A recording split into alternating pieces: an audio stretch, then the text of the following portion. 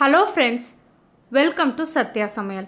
இன்றைக்கி நம்ம சென்னா மசாலா எப்படி பண்ணுறது அப்படின்னு பார்க்கலாம். நீங்கள் நம்ம சேனலை ஃபஸ்ட் டைம் பார்க்குறீங்க அப்படின்னா மறக்காமல் சப்ஸ்கிரைப் பட்டன் ப்ரெஸ் பண்ணி வச்சுக்கோங்க. வீடியோஸ் அண்ட் நோட்டிஃபிகேஷன் உடனே கிடைக்க பக்கத்தில் இருக்க பெல் பட்டன் ப்ரெஸ் பண்ணிக்கோங்க. இப்போ இந்த டேஸ்டான சென்னா மசாலா எப்படி பண்ணுறதுன்னு பார்க்கலாம். வீடியோவுக்கு போகலாம்.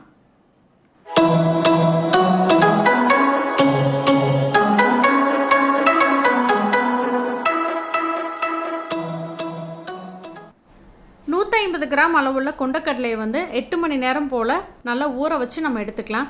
இதை குக்கரில் 2 விசில் விட்டு வேக வச்சு எடுத்துக்கலாம். வேக வைக்கும் பொழுது கூடவே சின்னதாக ஒரு ஏலக்காய், சின்ன துண்டு பிரியாணி இலை, 4 கிராம்பு, சின்னதாக ஒரு துண்டு பட்டை, இது எல்லாத்தையுமே நம்ம சுண்டல் வேக வைக்கும் பொழுது சேர்த்துக்கலாம்.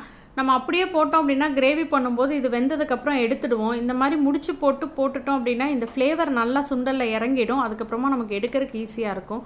சுண்டல் வேக வைக்கும் பொழுதே பாதி உப்பு போட்டு 2லேருந்து 3 விசில் விட்டு எடுத்துக்கலாம். சென்னாவுடைய கலர் நீங்கள் மாறணும் அப்படின்னு நினச்சிங்கன்னா இந்த முடிச்சிலேயே ஒரு அரை டீஸ்பூன் அளவுக்கு டீத்தூள் சேர்த்துக்கோங்க. இப்போ கிரேவி தாளிக்கிறதுக்கு கடாயில் அரை ஸ்பூன் அளவுக்கு சீரகம், ஒரு பிரியாணி இலை, 3 கிராம்பு, 2 ஏலக்காய், சின்னதாக 2 துண்டு பட்டை, இது எல்லாத்தையுமே நல்லா பொரிய விட்டுட்டு அதுக்கப்புறமா நம்ம பச்சை மிளகாய் சேர்த்துக்கலாம். நான் 2 பச்சை மிளகாயை கீறி சேர்த்துருக்கேன். 1 கப் அளவுக்கு பெரிய வெங்காயத்தை கொரகொரப்பாக நம்ம அரைச்சி எடுத்துக்கலாம். அப்போ கிரேவி நல்லா டேஸ்ட்டாக இருக்கும். ரொம்பவும் வலுவலுன்னு அரைக்க வேண்டாம். இப்போ பாருங்கள், சுண்டல் நல்லா வெந்துடுச்சு. நம்ம இந்த ஃப்ளேவர்ஃபுல்லான மசாலா பேக்கெட்டை எடுத்துட்டு அதுக்கப்புறமா சுண்டல் பயன்படுத்திக்கலாம். வெங்காயம் நல்லா வறுபட்டதுக்கப்புறம் இதில் 1 டேபிள் ஸ்பூன் அளவுக்கு இஞ்சி பூண்டு விழுது சேர்த்துக்கலாம். இஞ்சி பூண்டனுடைய பச்சை வாசனை போனதுக்கப்புறமா மசாலா பொடி சேர்த்துக்கலாம். 1/4 ஸ்பூன் அளவுக்கு மஞ்சள் தூள், 1 ஸ்பூன் அளவுக்கு காஷ்மீரி மிளகாய் தூள். இது காரம் இருக்காது, கலருக்காக. இன்றைக்கி கடையில் வாங்கக்கூடிய சென்னா மசாலா அந்த பவுடர் மட்டும்தான் நான் பயன்படுத்துகிறேன். நீங்கள் எந்த பிராண்ட் வேணாலும் உங்களுக்கு பிடிக்குமோ அதை யூஸ் பண்ணிக்கோங்க. தனியாக சென்னா மசாலா பவுடர் போடலை அப்படின்னா நீங்கள் மல்லித்தூள், கரம் மசாலா, காய்ஞ்ச மாங்காய் தூள், மிளகாய்த்தூள், மஞ்சள் தூள் சேர்த்துக்கோங்க.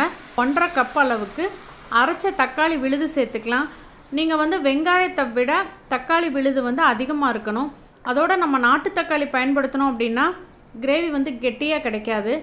முடிஞ்ச அளவுக்கு பெங்களூர் தக்காளி பயன்படுத்திக்கலாம்.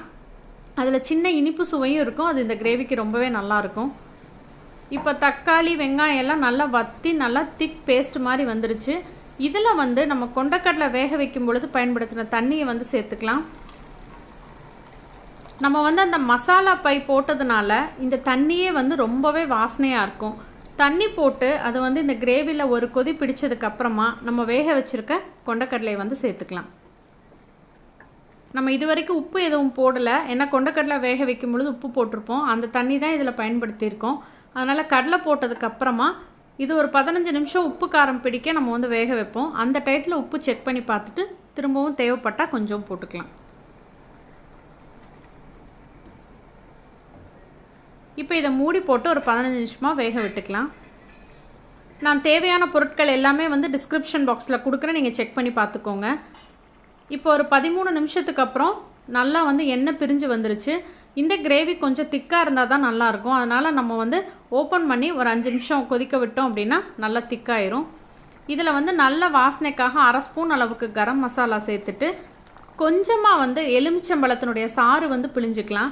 நீங்கள் டேஸ்ட் பண்ணி பார்த்துட்டு புளிப்பு சுவை எப்படி இருக்குங்கிறத பொறுத்து ஒரு 3லேருந்து 5 சொட்டு மட்டும் விட்டால் போதும். அப்போ இந்த சென்னா மசாலாவினுடைய டேஸ்ட் ரொம்பவே நல்லாயிருக்கும். கடைசியில் விட்டுக்கோங்க. அதுக்கப்புறம் நம்ம கொதிக்க வைக்க வேண்டாம். விட்டு ஒரு வாட்டி மிக்ஸ் பண்ணிவிட்டு நம்ம மல்லி இலை தூவி இறக்கிடலாம். சூப்பரான நம்மளுடைய சென்னா மசாலா தயாராகிடுச்சு.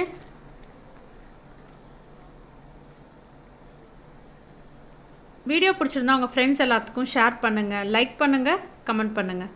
சுவையருந்திட சுவைத்து பாருங்கள். தேங்க்யூ.